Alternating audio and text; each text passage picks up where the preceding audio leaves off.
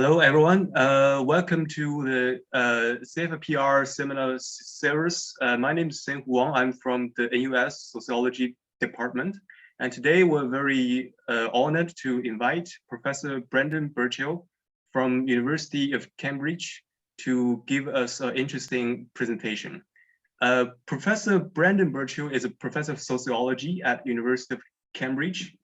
And his research interest include effects of labor market experience, such as job insecurity, work intensification, zero-hour contract, part-time work, unemployment, on psychological well-being. And he is also interested in the social psychological effects of precarious employment, gender segregation, and also shorter working hours. So today we're very honored to have Brendan to give us a presentation on the very famous theory. It's called bushy jobs. But in this presentation, Brendan used a more polite term called useless jobs hypothesis. And so let's welcome Brendan and give the time to Brendan. Thank you, Senhu. And and Senhu and I were working together up until about a year ago, particularly looking at shorter hours. We had a very successful project together. But this paper was something really quite different to what I was doing at the time. And I can't quite remember why, but several of us simultaneously were interested in Graeber's work just because everybody was talking about it. It was such a big phenomenon. And anyway, so Magdalena Sofia, who I think is going to be on the call and to answer questions later, and Alex Wood and myself got together and decided it would be fairly easy to give an empirical test of the big claims made by Graeber in his book.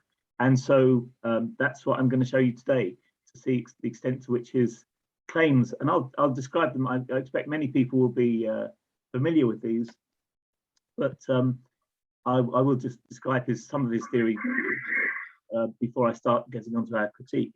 So let me move on the slides, and so there you are. There's David Graeber.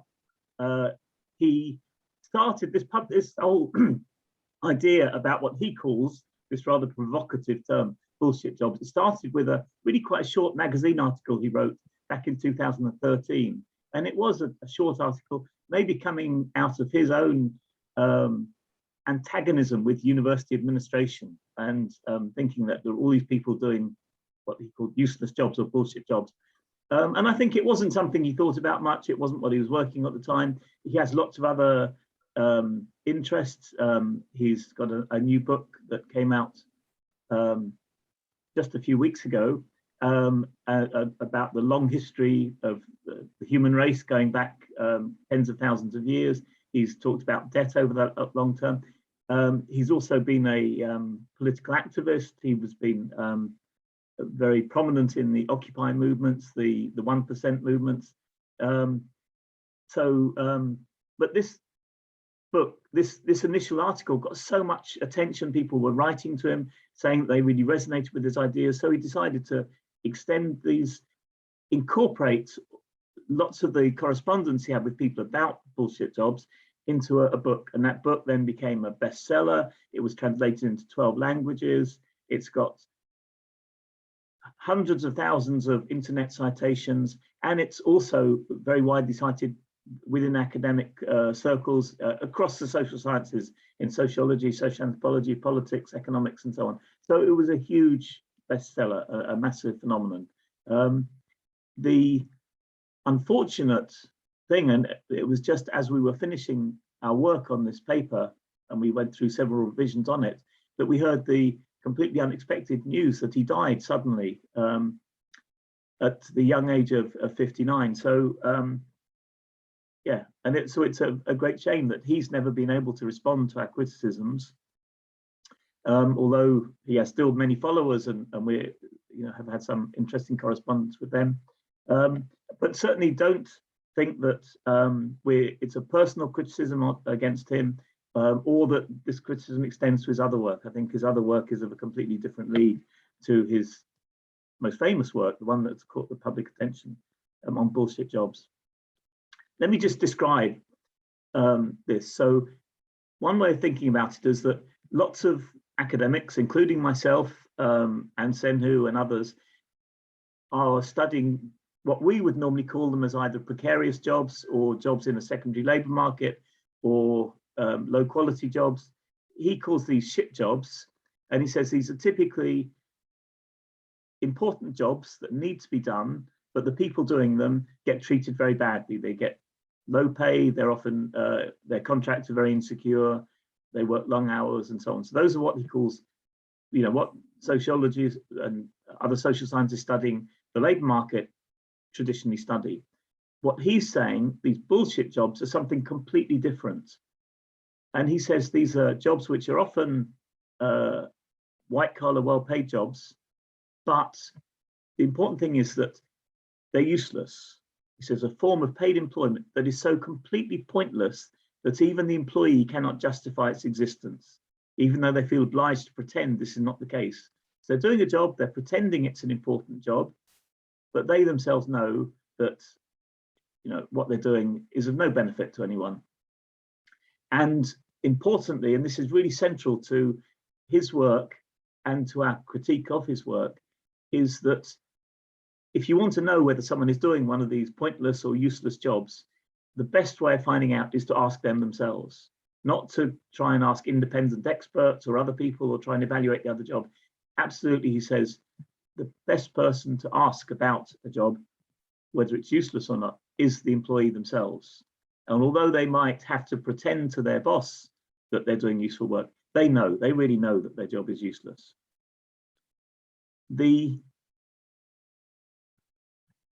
It has quite an elaborate and I think engaging theory as to why there are these large number of bullshit jobs. Because of course it's turning normal economic theory on its head. I mean, normally we think of economics is about profit maximization, and the way you maximize profit in a business is to reduce the wage bill. You reduce the wage bill by minimizing the number of people working for you. So you have a small workforce working very hard, working intensively. That's the way to maximize profit.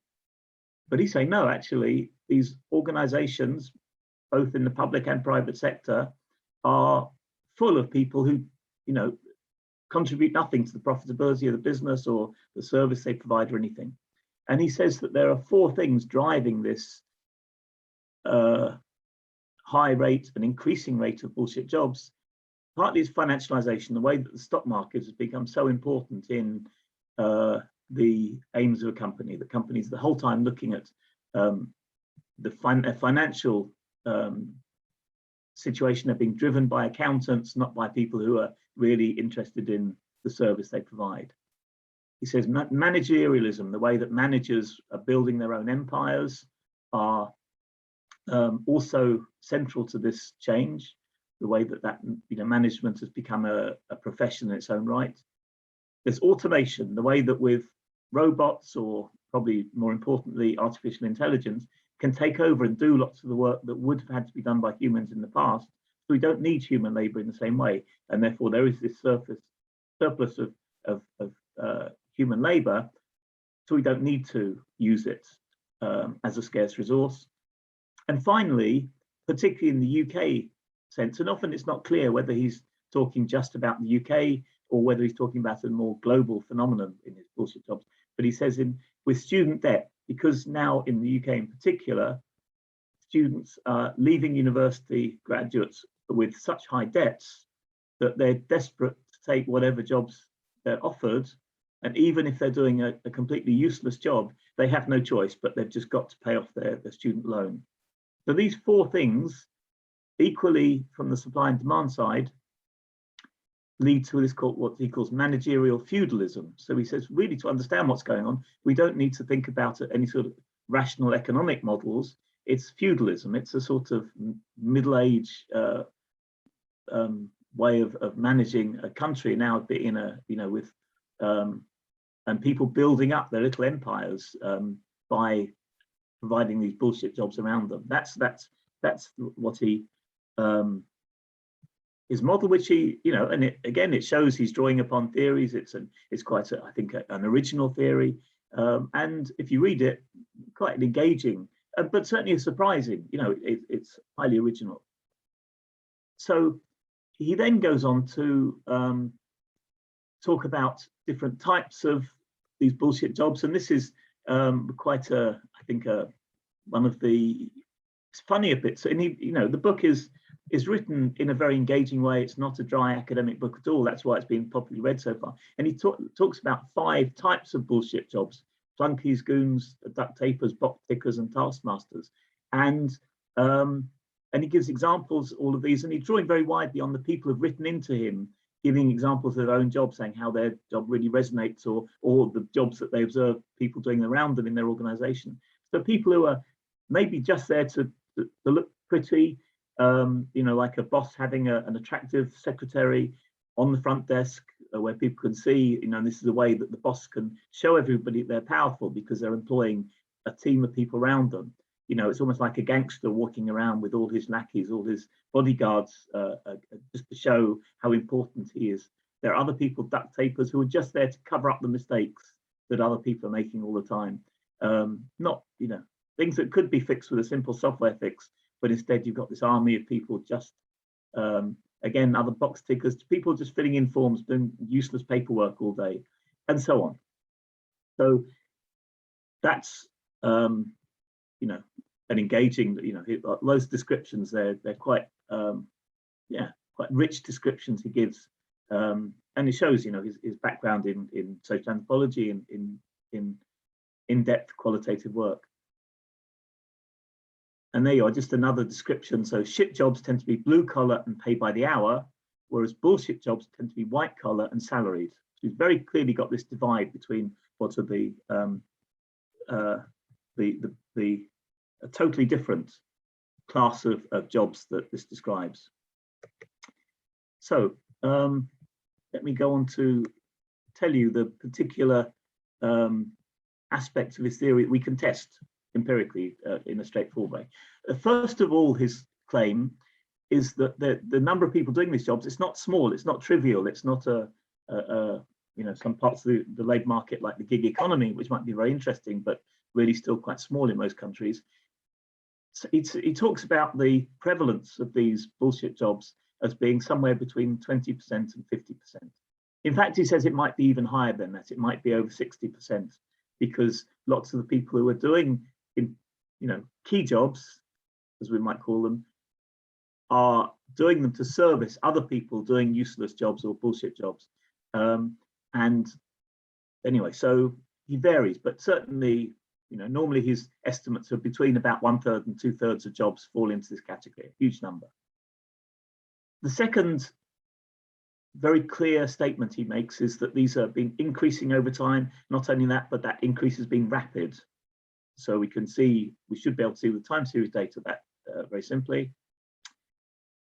The third very clear, if you like, prediction or hypothesis he has is that there are these occupations which are totally characterized by where probably almost everybody in those occupations is doing a bullshit job. And he gives lots of examples of these: financial services, marketing, administration, advertising, and so on.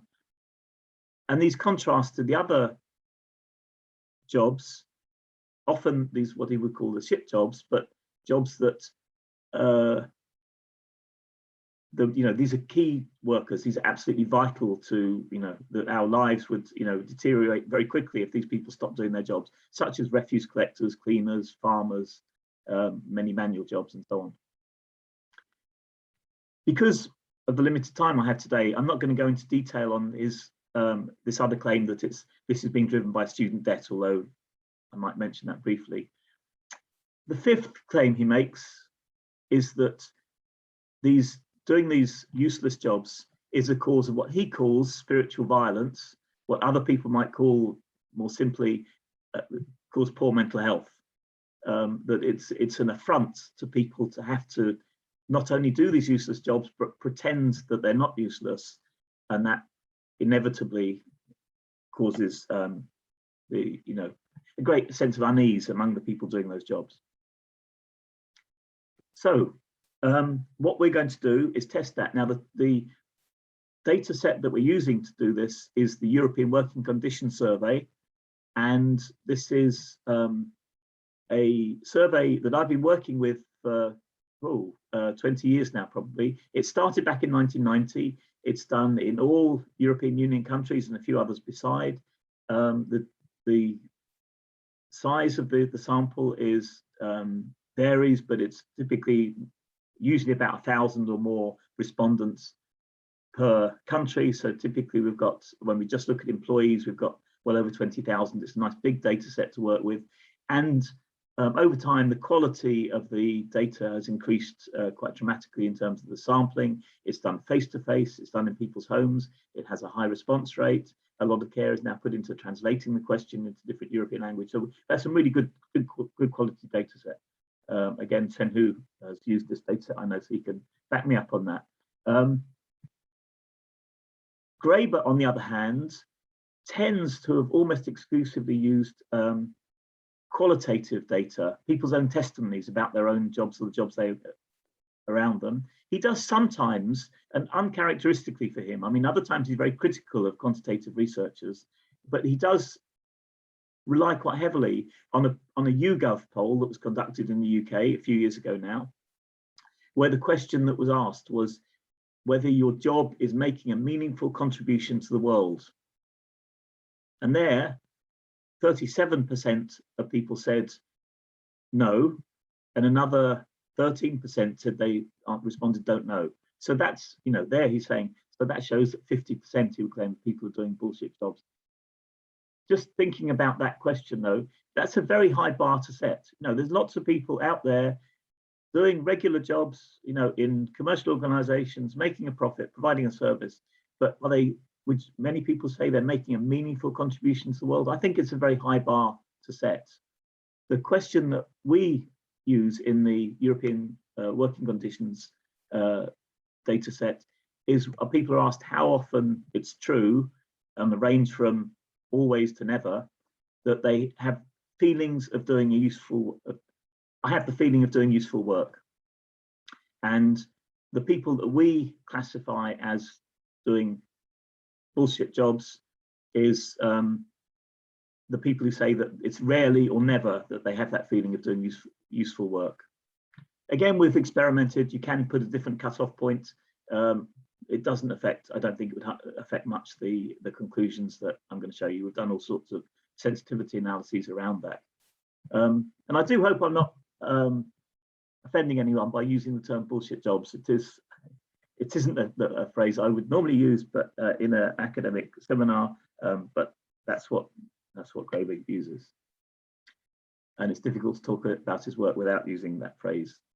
Okay, so let me go on and show you the results that we got from these analysis and taking those hypotheses that we're looking at one by one. First of all, his claim this is very high prevalence of bullshit jobs. And you can see here the data broken down by these 30 or so countries that we've got, and we looked at a few other countries as well outside the EU. And you can see in no country does that level of bullshit jobs go over 8%. If you average across the whole of the EU, it's 4.8%. If you say, well, Graeber was talking about the UK, okay, it's slightly higher in the UK than the EU average, it's 5.6%. But this is, you know, clearly about a tenth of what he is saying, that, you know, it's about a third or half of the workers doing that. So there are people who describe their job as useless, that's true, but it's nothing like absolutely nowhere close to the sort of prevalence that Graeber was looking at. So that was the first, if you like, surprise challenge to his theory. If it is a theory, if what he's saying is true, it's certainly affecting a much smaller proportion of the workforce. Still millions of people across Europe, but not the sort of third or half or 2/3 of the workforce he was claiming.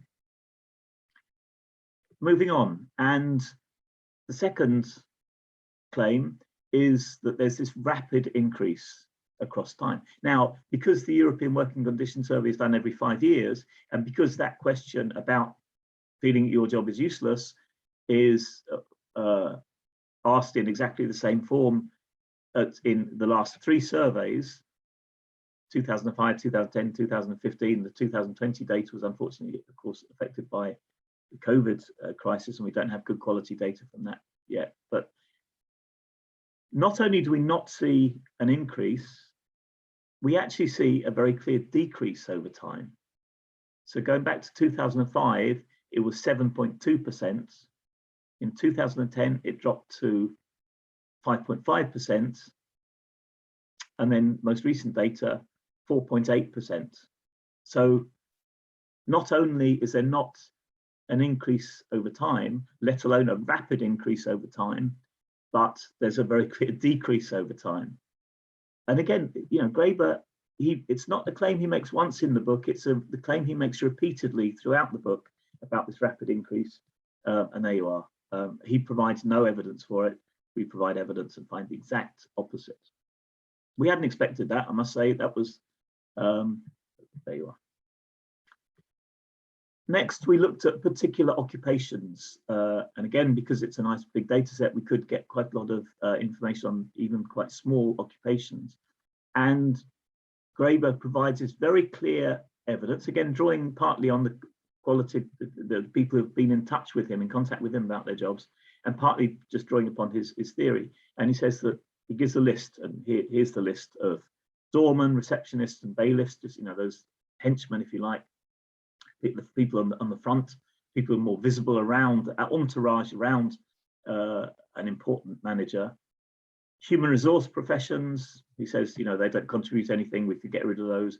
Lobbyists, political consultants, PR specialists, people in sales, marketing, advertising, we don't need them. If people want to buy something, they can buy it. They don't need advertisers. So it's them.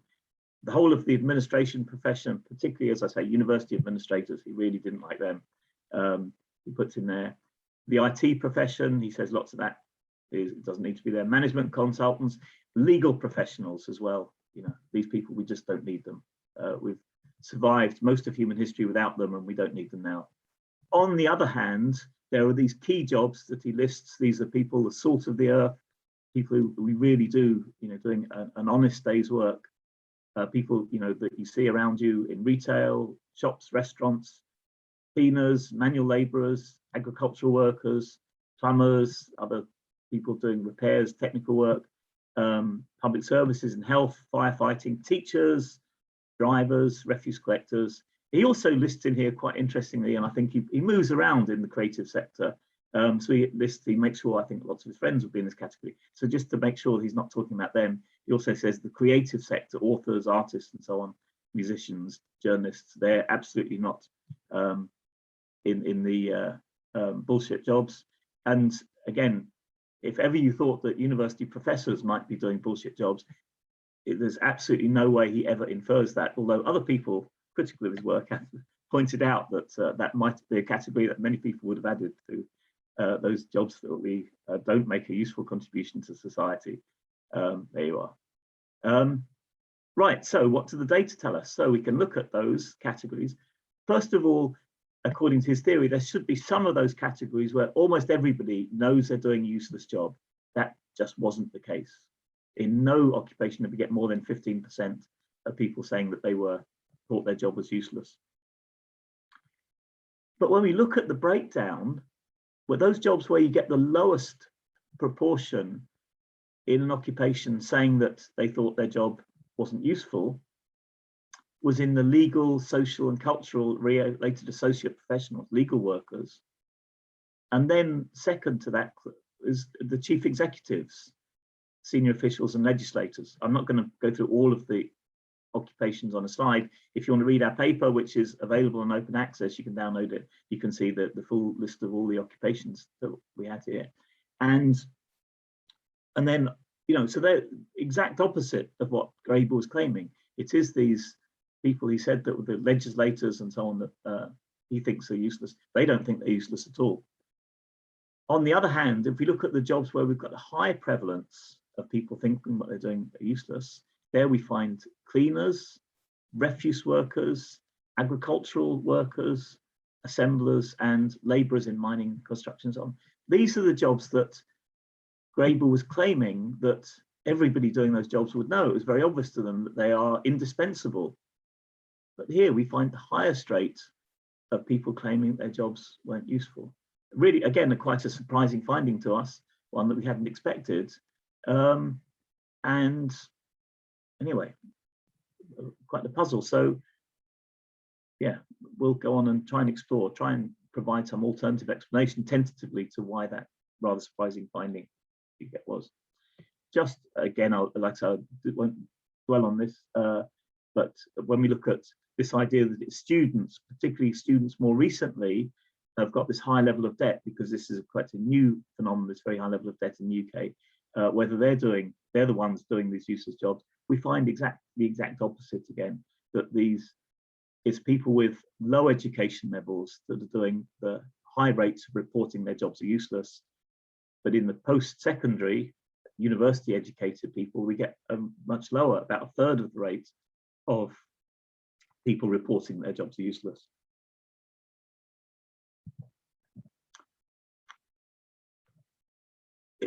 Graeber's last claim that there is this form of, like I said, his term, spiritual violence or poor mental health among people who are claiming their job is useless.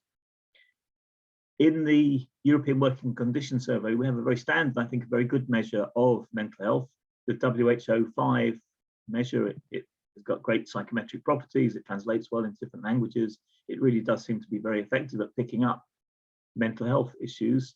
And it asks people about a whole range of positive as well as negative aspects of their mental health, about how they've been feeling recently. It asks them not only about some of the symptoms of negative mental health, but about how much they're feeling relaxed, feeling rested, that they're sleeping well, enjoying life and feeling energetic. Anyway, so I think a good measure of mental health.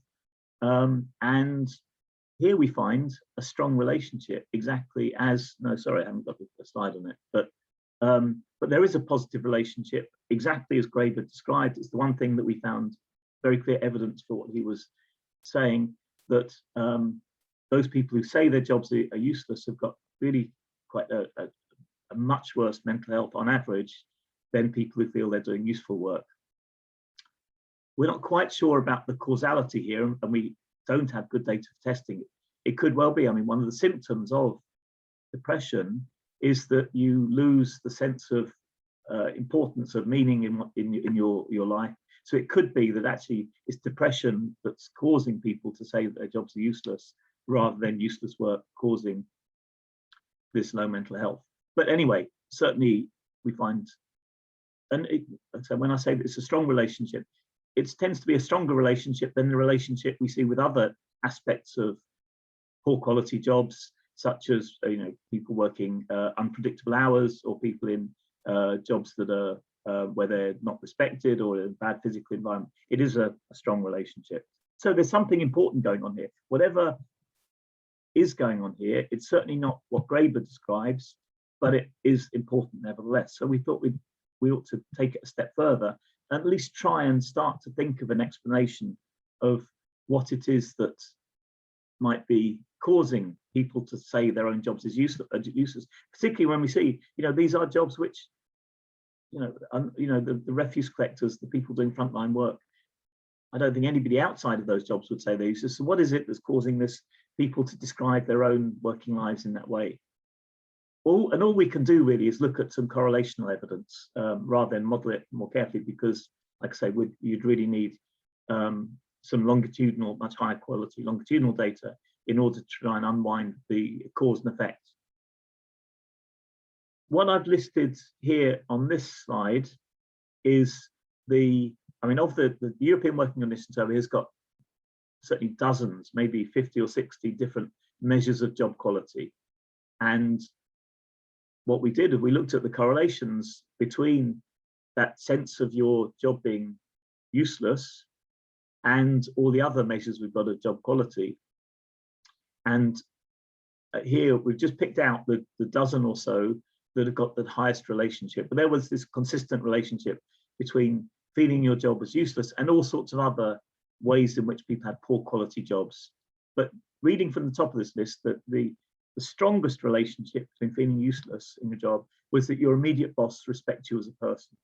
and it's a negative relationship. So if you feel that your boss doesn't respect you as a person, you're much more likely to say that you're not feeling that you're doing anything useless at work and doing anything useful at work. Secondly, cognitive skills. You're able to apply your own ideas at work. Anybody who can apply their own ideas at work feels they're doing something useful. And again, we know this is an important measure of job quality, that feeling that you've got autonomy at work, you're in control of things at work. Third, your immediate boss encourages and supports your development, that social support from your boss. Again, if you're lacking that, you're more likely to, be unable to see what you're doing that's useful. Next, interesting, another aspect of poor job quality, whether people feel they have enough time to get the job done. People working under continual time pressure, they never feel that they can really finish a job to the quality of their own satisfaction. Again, makes them feel that they're not doing useful things. That, again, something that we know is really quite important in work intensity. Again, if you feel your boss isn't successful in creating a team spirit at work, getting people to work together, if you feel your manager doesn't help and support you, or your colleagues don't help and support you, all these things contribute to that feeling of not being useful. If you don't get good feedback from your boss, if you don't get praise and recognition when you do good work from your boss, if you're not involved in the organization, if you're not consulted and feeling that you're part of the organization, that you can't influence decisions, you're not consulted before about objectives, and your immediate boss is helpful. You can see there's a very clear pattern here of a number of different things that are all contributing to people feeling useless at work. So it seems to us that that's when Graeber is picking up this important dimension of people feeling that they're not doing something useful. What we're finding, it's not so much related to whether the work they're doing is genuinely useful. It's much more related to the work environment, in particular, what you could call a toxic work environment, where you're not respected, you're overworked, you're not supported, you're not participating in the workplace. That's what leads people to think that their job, to not be able to see how important their own job is. And if these things sort of resonate, if you're starting to think what sociological theories might cover this sort of thing, well, you don't have to go far to find a lot of this is really resonating very strongly with what Marx was talking about when he was talking about alienation. Again, of course, lots of sociologists have talked about alienation a lot during the 20th century and building on Marx's ideas. But if you go back to Marx's original work, he describes in alienation when the worker does not affirm himself but denies himself, does not feel content but unhappy, does not develop freely his physical and mental energy, but mortifies his body and ruins his mind. The worker's activity is not his spontaneous activity, it belongs to another, it's the loss of his self. I think this is, I would say that really what Graeber's done, he's found something useful, but what he's done is actually reinvented Marx's notion of alienation in applying it to work today. So there is something important going on here, but not only it's of a different character to what Graeber describes in terms of its prevalence, in terms of its change over time, in terms of who it affects, but it is important, and it's, any scholar of Marx would say, yeah, this is what we should have known for the last 200 years. Just to wrap up, I think it would be good to move on to questions soon. A final set of questions, and it still puzzles me today, is why did such an obviously flawed research project get such uncritical acclaim from not only the general public, and okay, you might expect that, there's all sorts of books out there, bestsellers, that I think would hold up to academic rigorous research, but this book is also widely cited and by academics. I hear people talking about it, the whole time. People are alluding to it and discussing it and drawing upon this. Highly cited, 700 citations, probably a lot more now. That was when we were writing the paper before. Policymakers use it. Why? What is it? what do you have to do to come up with a theory that is so influential and yet actually, completely, not only no evidence for it, but the evidence is actually quite, going against this theory. I think we've got some suggestions, maybe. Partly, I think what he's been able to do is appeal to both the left-wing and the right-wing audiences simultaneously. So it's not one niche of people who like it, but the left-wing like it because it aligns with lots of post-work theories that thinking we don't need to work so hard. In fact, we may be able to get rid of work completely in our, and move over to some, completely other ways of organizing society that's not around paid work, because lots of people doing paid work don't have to be doing it. They could leave work immediately. On the right wing, it gives a very clear indication of how we could increase profits. All business had to do is get rid of these third of people that are useless, and your profits would increase dramatically. It plays to our stereotypes. We like these stereotypes of different people, the advertising executive, the administrator, pretending to work, but actually, year in, year out. And he gives, like I say, he gives great examples of this. People who were doing absolutely nothing, being paid well, but contributing nothing. Some people would argue Graeber's work is compellingly written. I found it like it's an easy read in some ways, but I found it very annoying as well, because it is just anecdote after anecdote, and if you want more substance than that. So I don't think he's got lots of good anecdotes, put it that way. Whether it's a compelling thing for academics, I'd be surprised. Whether it's got compelling theoretical underpinnings, I don't find them compelling. Is mostly this idea of feudal managerialism, but it's interesting and it's different and it's original. I think that's maybe part of the reason why, it's not very often that you read a book that really tries to turn on its head your whole understanding of the labour market.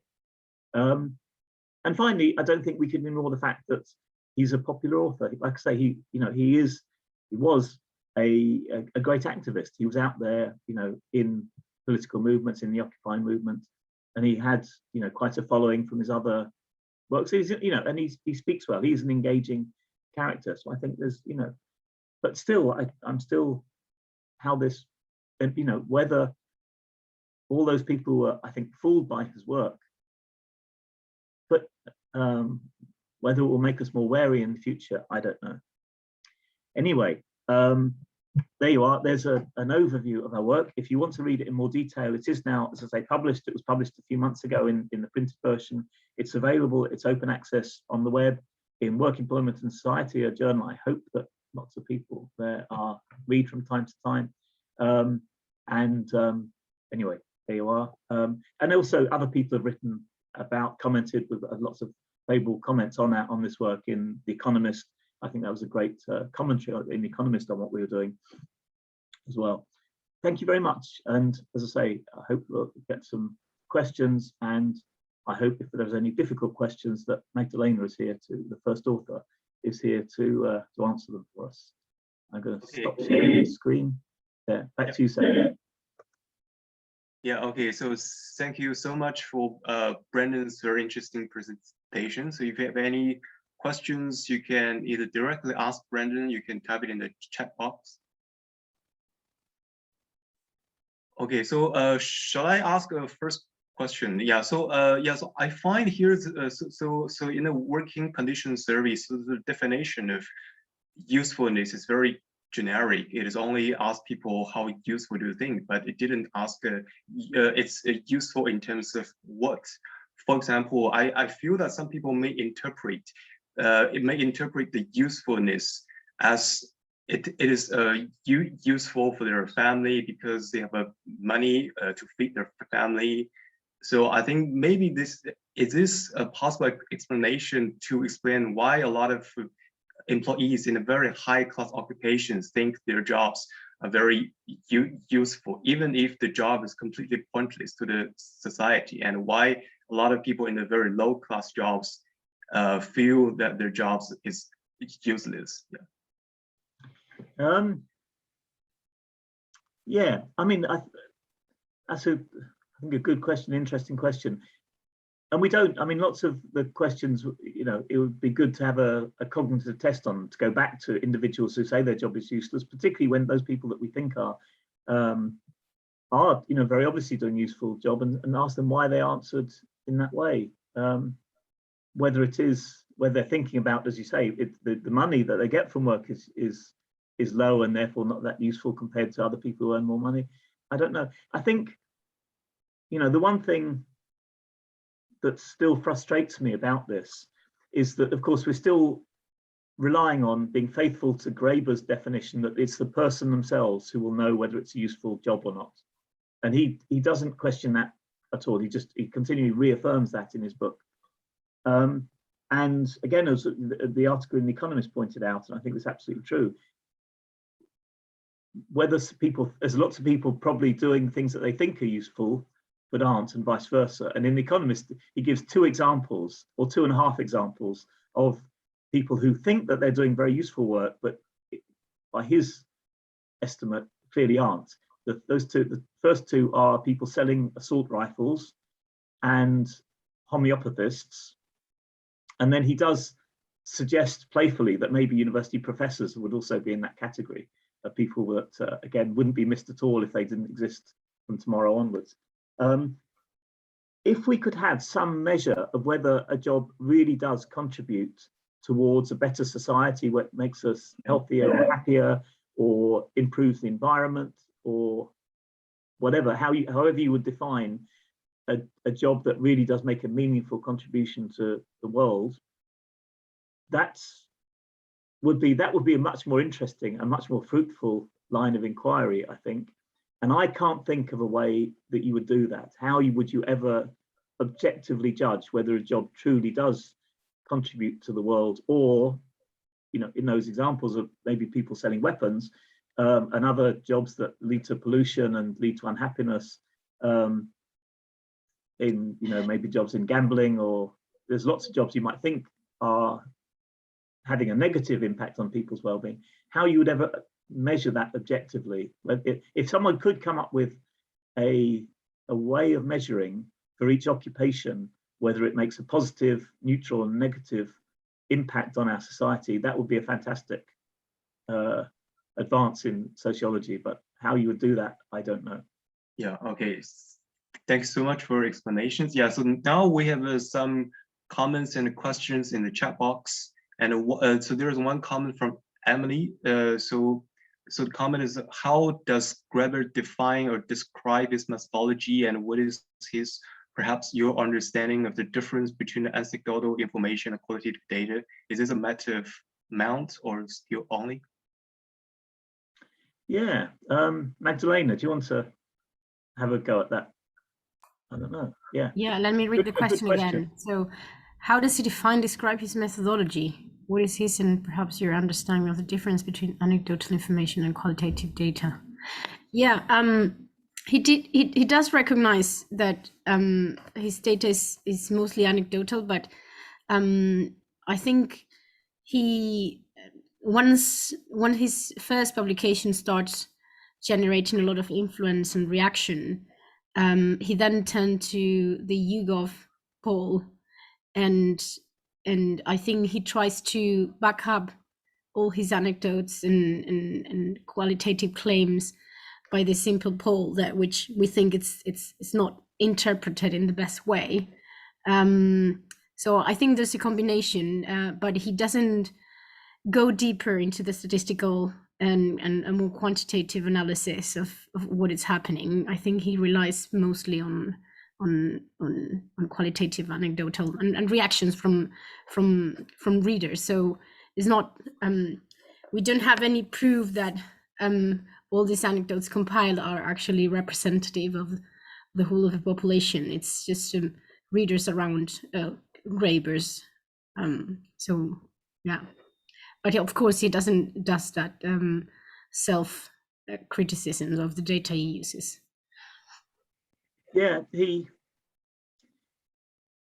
I get the sense in reading the book that he feels that the evidence is so overwhelming. He's had so many, whether it's hundreds of people writing into him, giving their accounts, that he doesn't think it would,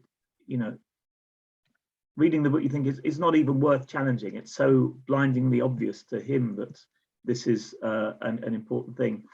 At other times, in fact, as that YouGov poll that Magdalena was just referring to, if you look even at the breakdown of the data, and it's a very simple breakdown in the report, I haven't got my hands on the original data, it's clear from that it's the blue collar jobs that have the higher rates of not being meaningful. So it's the exact opposite of what Graeber, in his own data that he didn't support it, is giving the opposite in terms of the blue collar, white collar breakdown. But he never refers to that.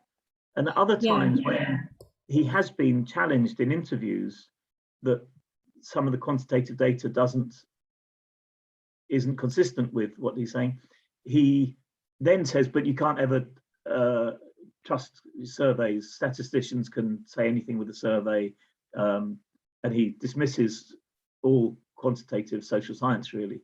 So he's a bit dishonest in that way, I think. And of course, it's really frustrating to us that Graeber died just before we published this. There is something that may account for this, is something that was said by one of his partners, who wasn't the partner at the time he died, but had been before that. And she said that he was rather surprised at the acclaim that he got for this book. You know, his other books, which are really good books, never got that, you know, that level of sales and so on. He was actually making a lot of money from the sales of this book. And he thought that for the first time in his life, he would actually be able to afford to buy a house in London where he was working. And he sort of deliberately ignored the criticism. He was just enjoying the fame. He was becoming famous and having an entourage himself of all the people doing his publicity around him. So it was maybe, it was almost like he got taken over by the celebrity status that he got from this, that made him change his values from being the values of a social scientist who really wants to understand, you know, what's going on and wants to always be critical of their own ideas and always, you know, questioning things. He moved from that mindset to a mindset where he just wanted to increase the sales of the book, and he does have, you know, there are people who'd be really upset by our criticisms who are, you know, who are, you know, his, you know, disciples, if you like, his you know, very political activists who are his followers. Sorry, a long answer. What's the next question? Yeah. Okay. So, so the next question is a question from Sin. So, rather than a question, I was thinking that Graeber's identification for potential drivers, such as student debt, is interesting. For example, graduates who work in jobs not related to their major, to them, and that is a job mismatch, could be perceived as useless. Yeah. I think this question is very interesting, and it clearly related to one of the findings that people who cannot apply the ideas in the job often find they're doing a pushy job. Yeah. So what do you think?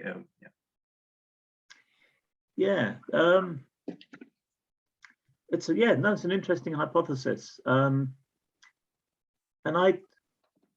in the European Working Conditions Survey, we know people's level of education. We don't know what field that was in. And as you say, I mean, particularly in some of the social sciences, we know not many sociologists, certainly in the UK, I assume it's the same globally, not many sociologists actually go on to get a job that they would describe as being a sociologist. They go into all sorts of jobs in commerce and the non-profit sector and government work and so on. So, but as you say, the people who very clearly are thwarted and trained for one thing and then can't get a job in that and are working below their skill level, it'd be an interesting idea to test. And we do know in some situations that what is referred to in some literatures as underemployment, people not underemployed in terms of their hours they're working, but underemployed in terms of the skill they're using, it can be a major source of dissatisfaction. And sort of, and maybe that in that sort of alienation sense. But in other cases, some people you come across, particularly parents of large families, actually quite enjoy. It doesn't seem to affect them at all if they're working in a less demanding job than they're capable of. So it'd be an interesting thing to test. I don't know which data set where we could test that. Yeah. Okay, so now Jean has a question. Yeah, and Brendan, let me introduce Jean. Jean Yong is a founding director of the Center for Family and Population Research, and she is an expert in family and also published a lot in employment and work. Yeah, good. Yeah. And Jean, please go ahead.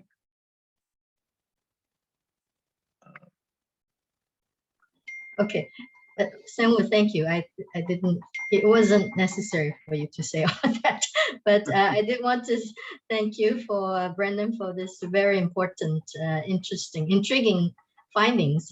I think this is really exciting that quantitative researchers can, disprove some of the work that anecdotal and sometimes it's very frustrating. You know that gut feeling that it must not be true, but you can't prove it. So this is great, really important work. I was just wondering 2 points, I guess. One is this concept of usefulness, right? For most people, it's subjective, and that's what the original author used in that sense too, and in your measure and the data, that's how it was measured too. How do you feel if you're making a contribution or not? It seems like that, the society's more objective definition of usefulness is something that perhaps you could correlate more. You have occupation. Obviously, you can have the prestige score, occupational prestige score that's easy to get. It looks like it might correlate quite well because, on top of some of the reasons is respect and whether you have a say and this and that. So I think maybe that's something you can push a little bit on looking at correlate that with occupational prestige score and pay, maybe the kind of contract, whether they have contract or benefit. Those are criteria for the precarious jobs that we have been documenting in the literature. So I'm just curious about those factors. Maybe you can do a little bit more to show how they're related. My second point is about one of your hypotheses of the rapidly increasing rate of useless job. And I wonder if you can unpack that a little bit. Rather than putting all age groups together and just looking at by age, by different years. I think in the literature, the used labor market, at least, that I worked a little bit on, the trend of having a lot more jobs that are more flexible, no contract, no benefit, and all that, has been increasing. And that may be what the original Graeber original author is pointing into when he was talking about the education debt, the student loan and all that. So I wonder if you just look at the young people, because it's clear that youth unemployment has been quite high, especially after the 2008 or so. That whether you might see some differences and some increasing trend for different age group of people. That's it. That's my thoughts. All right, let me respond on two of the things that you've raised, and then on age, I'll hand over to Magdalena, and because I know we did a lot of exploratory work looking at all sorts of other correlates of this, but I can't remember what results we found on age, but Magdalena was closer to that data, so I'm hoping that she can answer that. But on the other two things, yes, so prestige, Yeah, no, I think, as you say, prestige, or again, something that other workers, again, close to that, people's status, their feeling of status in the world is so important to them. And again, it's such a predictor of premature mortality, all sorts of things. Yeah, and it is, certainly, being treated with respect is absolutely central to what we're finding here. And it's that lack of respect that many manual workers are treated with, for whatever reason. Sometimes just bad management, just managers not being very skilled, not being very good at what they're doing. When you've got people doing genuinely hard work, like a lot of those people that are saying these, they're not. They are difficult jobs to do. You're often, dealing with refuse or dealing with sick people, and it's easy to lose that sense that how important your job is. And I think one of the important things a good manager does is to continually remind their employees how their job is useful, how they might be one small cog, but the whole, without them, the whole machine wouldn't work. And I think when you don't have respect, as you say, that and prestige, then people forget that. It's easy to forget, when you're bogged down in, piles of work and, hundreds of emails you haven't responded to and so on. You lose a sense of why you're doing what you're doing. But also, let me just point out that although in this case, we clearly have used quantitative data to pretty much demonstrate that the original work based on the qualitative data is, completely misleading. We're not all inherently quantitative researchers. Certainly, one of the authors, Alex Wood, almost all of his work up till now has been qualitative. Magdalena, again, you do lots of, a whole chapter of your thesis was qualitative work. Lots of the work we've been doing more recently is qualitative. And I also use qualitative and quantitative work in my research. So we're not saying this shows that quantitative research is better than qualitative. We're just saying that in this case, it was pretty bad qualitative research. Sure.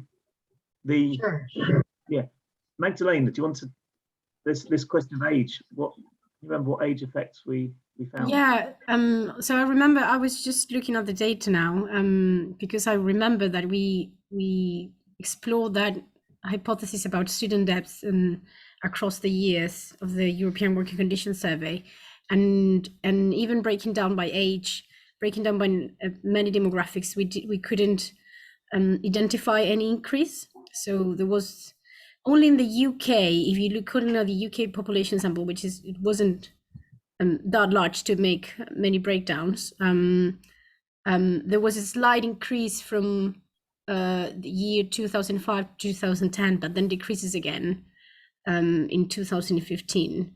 But that was only for the UK population. If you look at the whole of the European, the decrease tendency it repeats. So, yeah, we was there a clear higher level of this useless work feeling among older workers or younger workers? Can you remember? I seem to remember there was an age effect, but I can't remember. I can't remember that. If you give me a couple of minutes, I can retrieve that info, but I don't have it at hand now. Yeah, that's an interesting point. Yeah. Thank you. Okay. Yeah. So, any other questions for Brandon and Magdalena? I see so June has put given an interesting list of, yeah, absolutely. This is what Graeber, of course, Graeber was working before the pandemic. Yeah. But certainly in the UK, we've now been sometimes in quite a patronizing way, trying to show how much we rely on these key workers, exactly as you said, as listed in the Straits Times in Singapore. The doctors and nurses, cleaners, garbage collectors, again, hawkers, something you don't see. It's not a recognized occupation in the UK, but delivery men, definitely. Yeah, these are people that were key workers. We stand outside of houses, we clap for them. We say how grateful we are to them. We don't pay them anymore, but we just clap for them.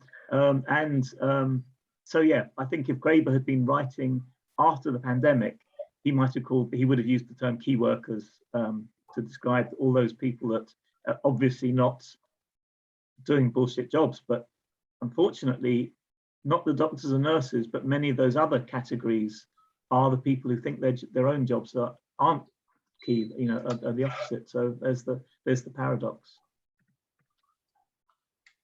Jean, just to add up to my previous answer, I have the data in front of me now, and yes, so when we broke down by age bands, age groups of 10 years of age, we did find a clear gradient where older workers have a lower proportion of bullshit jobs. I mean, report their jobs were bullshit in a much lower proportion than younger workers. So a steady variation from 7.7% among younger workers of 29 years old or younger to 8% among workers of 60 years of age or older. So there was a clear gradient. So younger people is higher proportion of younger people. Yes, a high proportion of younger people tend to think their jobs are useless.